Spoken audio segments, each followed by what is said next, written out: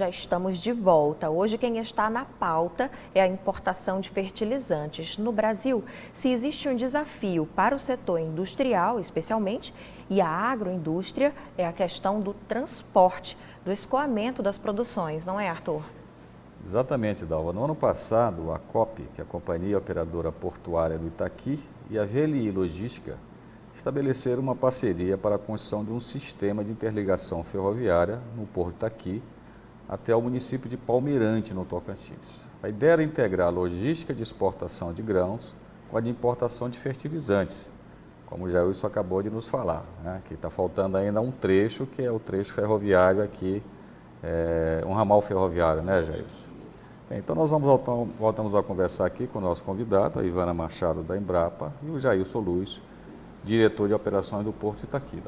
E a gente tratando de logística e fazendo um link com o que ficou no ar do bloco anterior, a gente precisa entender melhor de que maneiras os preços de alimentos de fato podem sofrer aumento. Porque, por exemplo, o café já está num valor bem alto. Se de repente falta o fertilizante para a produção dessa commodity, a gente pode vir a experimentar preços que vão inviabilizar não só o cafezinho de cada dia, mas famílias inteiras vão sentir o baque porque dependem do cultivo do café.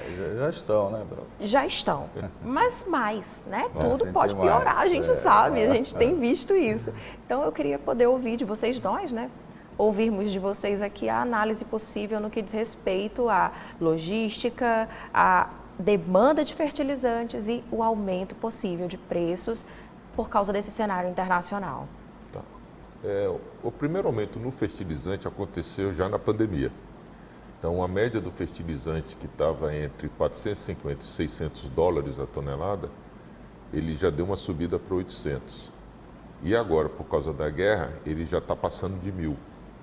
Então, invariavelmente, vai ter inflação de alimentos. Não tem como. Porque se estamos falando mais do dobro do fertilizante, ele teve esse aumento. E como a Ivana colocou, 80 e poucos % de tudo que é consumido no Brasil de fertilizante vem de fora. Então, a cadeia do agronegócio ela vai ficar mais cara. O que é que o porto e a cadeia logística está fazendo? É tentar minimizar o máximo possível esse impacto nos custos. Mão de obra não está se aumentando, mas por outro lado o combustível está. É tirar o fertilizante e o grão do pneu, do caminhão e colocar na ferrovia. Isso é uma outra forma da gente tentar diminuir e ser mais competitivo.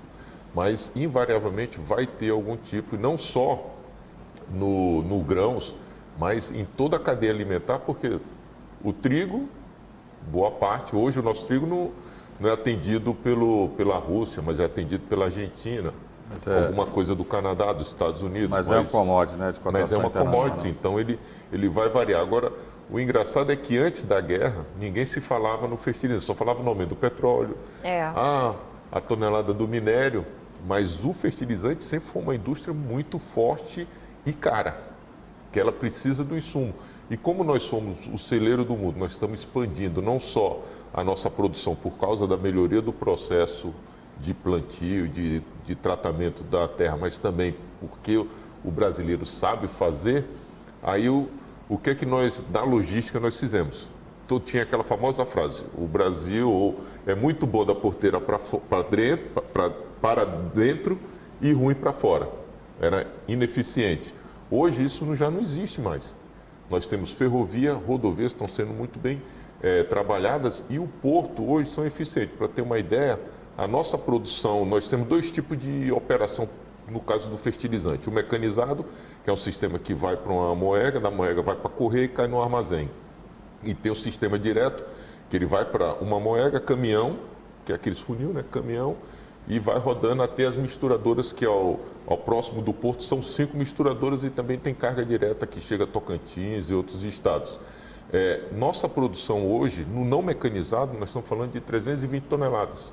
Em Santos, nos chega a 150. Paraná, nos chega a 200. Então, a nossa produtividade é muito melhor do que a dos portos que mais recebem fertilizante. Então, o nosso custo, enquanto Porto do Itaqui, para os nossos clientes, ele está entre os melhores. Inclusive o Ministério da Infraestrutura estava fazendo reunião através da Secretaria Nacional do Esporte para ver o que se pode fazer para melhorar. E ano passado nós levamos, muita reclamação de cliente achando que o porto não tinha infraestrutura. E nós mostrando, olha, um caminhão, em média, fica dentro do porto para fazer o carregamento 25 minutos, mas ele demora 2 horas e meia para voltar. Agora, teve uma notícia recente, Jailson, de que o governo tinha programado a prioridade do desembarque de navios de fertilizantes, né? Aqui no Porto Itaqui, no Complexo Itaqui, a questão das filas é uma constante, né? Se pagam demorage grande aqui. Isso vai haver mesmo a priorização dos navios? Então, vamos lá. É que a gente precisa entender porque demurge sempre vai ter a média de espera antes do ano passado. Não se chegava a 1 semana, 7 dias. E o que houve? Foi um descompasso. Ano passado foi um negócio assim que a gente precisa analisar um pouco mais com pente fino, porque ele vinha numa operação de descarga boa, teve uma interrupção no suprimento, 2 meses, e nos meses seguintes deu um salto de 100 mil toneladas a mais do que estava previsto. De grãos? De fertilizante. Nós estamos falando de fertilizante aqui. Aí houve um alvoroço, aí começaram a se formar a fila. Só que nós mostramos através de número que um sistema mecanizado que era para fazer 725 toneladas hora, estava fazendo 300. O outro sistema que era para fazer 320 tinha caído para 280. Então, tinha uma impedância dentro do fluxo e aí nós fomos estudar onde é que estava essa impedância. Estava na porta do recebedor, do importador. Porque o porto continuava produzindo, mas as próprias misturadoras não estavam aptas a receber o volume que eles tinham contratado. E aí, um passo atrás, faltou caminhão, porque como o ciclo não estava contínuo, o caminhão ficava parado nas misturadoras, a Moega ficava esperando o caminhão. Então nós mostramos, quando isso chegou a partir de outubro, que a safra da soja, aí entrando no milho, já estava caindo, teve período que eu estava com 3 cais, 3 bestos de atracação, oferecendo para o fertilizante, e eles com a bandeirinha. Não dá para reduzir a produção? Não, a produção tem que ser igual, porque o navio ainda tem navio na barra esperando. Isso nós mostramos para a ProSoja, para o Ministério da Agricultura, Ministério da Infraestrutura, para as associações de adubo. Nós mostramos, olha, o problema não é infraestrutura do porto. Ainda tem coisas a resolver na cadeia logística. Tem outros, a gente tem nosso problema, mas a gente conseguiu mapear. Mas enfim, a gente já teve aqui outra vez com a Embrapa, né? Com a Maria da Luz, não é isso o nome dela? Isso. Maria de Lourdes. Maria de Lourdes, falando desse trabalho espetacular da Embrapa, né? Mas assim, uma perguntinha que cabe é o seguinte, e a Embrapa não tem pensado em outras tecnologias alternativas para fertilizantes? Sim, tanto tem pensado como tem lançado e com previsão de novas tecnologias também. Bom, realmente, como o Jailson comentou, essa questão da alta dos preços dos fertilizantes, ela já vem ocorrendo, né? O ano passado já teve um incremento significativo na alta dos preços dos fertilizantes. E com o problema da guerra, só escalou essa magnitude aí. Então, desde o ano passado, se formou um grupo de trabalho interministerial, né, que foi em função de uma solicitação da Secretaria Especial de Assuntos Estratégicos da Presidência da República com o Ministério da Agricultura e a Embrapa. Para que formou esse grupo de trabalho? Justamente para elaborar e desenvolver o Plano Nacional de Fertilizantes. Então, esse Plano Nacional de Fertilizantes, um dos objetivos é justamente trazer de uma forma mais competitiva a produção nacional de fertilizantes, né? Então, isso é um dos objetivos. O outro é lançar também a questão das novas tecnologias de fertilizantes. Então, em 2019, a Embrapa lançou o BiomaFos, que é um biofertilizante, né? Então, o que é o BiomaFos? São 2 bactérias, né, que são colocadas no solo e ele disponibiliza aquele fósforo que está ali. Porque o fósforo, estando por si só no solo, ele não está disponível para a planta. Ele tem que ir para a solução do solo para a planta conseguir absorvê-lo. Então, por isso que tem essa tecnologia. Já tem uma boa parcela de áreas agricultáveis utilizando o bioma FOSS, contudo precisa de mais de estímulo, que é o que o Plano Nacional também contempla, levar essa política de estímulos para a adoção de novas tecnologias. Tem outra questão também dos nanos estruturados. O que são os nanos estruturados, os fertilizantes nanoestruturados? São pequenas partículas, como um fio de cabelo, que a partir disso se desenvolvem os fertilizantes.